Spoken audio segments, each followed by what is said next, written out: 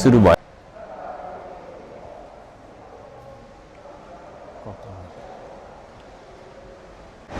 यो फाइबरको यो भुवाहरू चाहिँ यसरी बनाइन्छ है यो कतिमा थिएछ भन्दाखेरि यहाँ इन्फर्मेसनहरु पनि राखिएको छ यहाँ चाहिँ एकदम डिटेलमा रहेछ है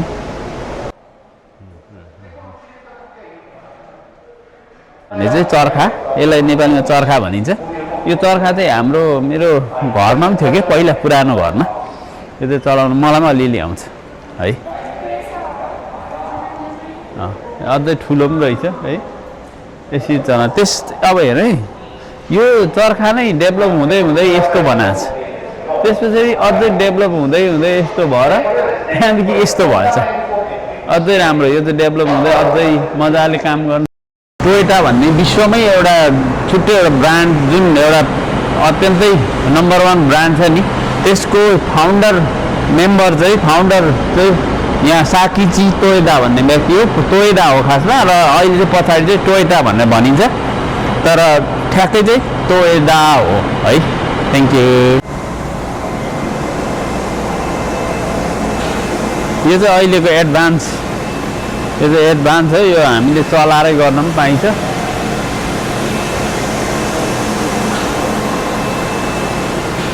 यो कहाँ छुन पनि पाइन्छ आउट अफ अर्डर बिग्रेको रहेछ यो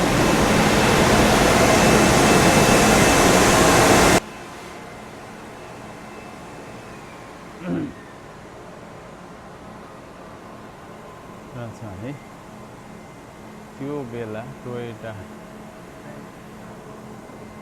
यो चाहिँ धागो कपडाहरू बनाउने ठाउँ टोयोटाको गाडीको सिट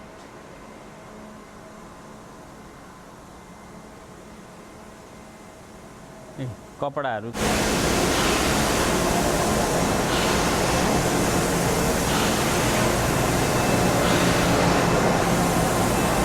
यहाँ त यो चाहिँ पुरानो मेसिनहरू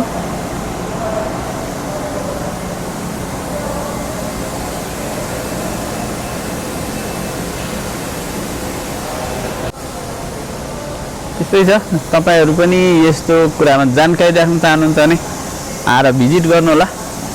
सस्तो छ 1000 मात्रै हो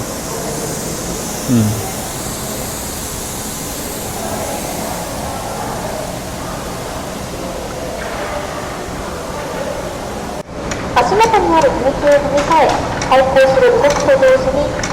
上のローラーが半回転します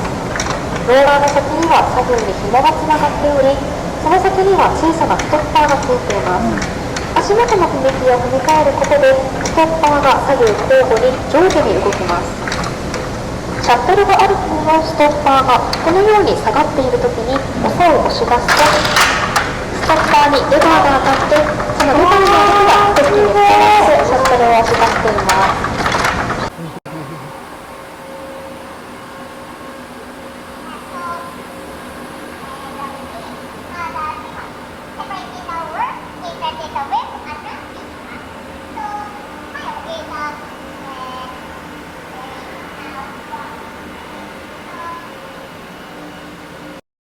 भन्ने कुरा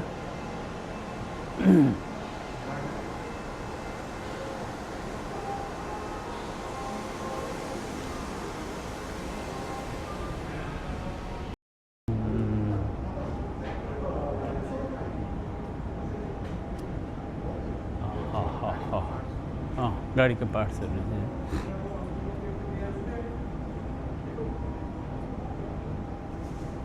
開催されました上海万博でデビューいたしました The Toyota Partner Robot named Palm debuted at Shanghai Expo in 2010それでは2曲演奏いたします1曲目は中国の民謡ジャスミンです繊細な指使いと腕の動きにご注目くださいませIt is going to play two numbers. The first number is the Chinese folk song, Jasmine. I hope you enjoy it.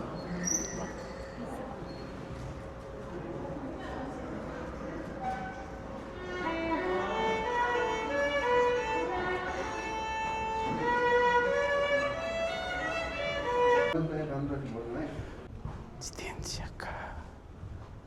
Zidência.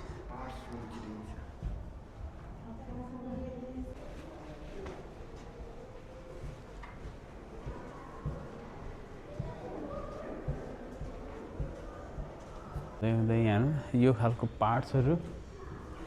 यो कताबाट सुरु भयो अब यो त यति सेचुमी गर्न त गाह्रो छ नि भाइ ओ माई गॉड ओ यहाँ ए पहिला यो तल गइएछ के म तल गएको छु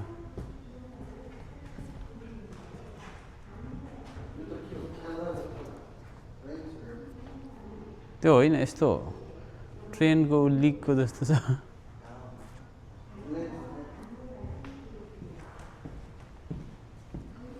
कसरी डेभलप भएको थियो भन्ने कुराहरु है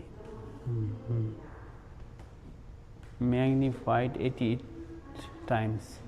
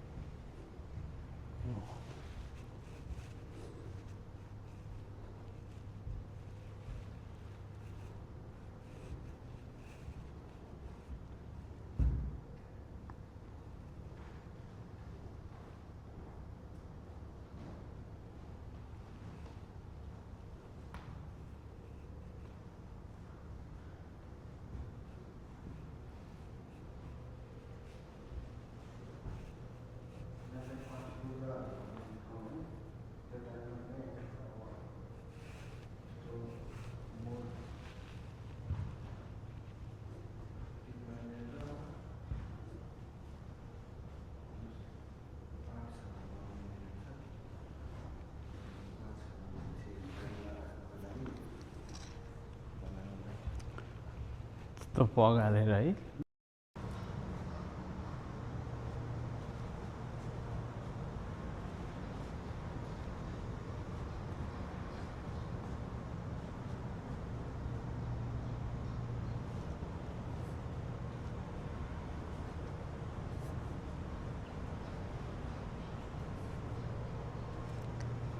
यो कार चाहिँ टोयोटा कार चाहिँ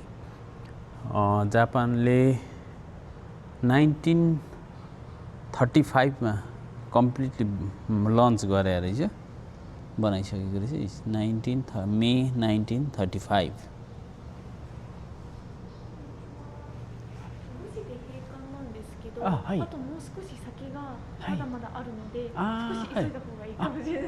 भोलि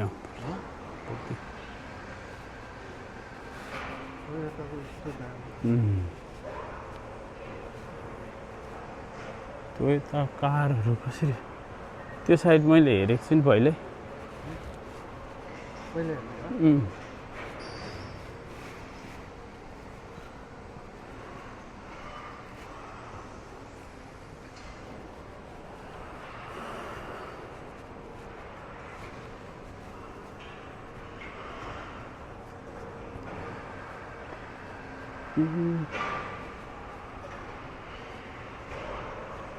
पहिला यो थिएन छ क्या हो अलिकति मोडिफाई गरेछ अलिकति चेन्ज गरेछ क्या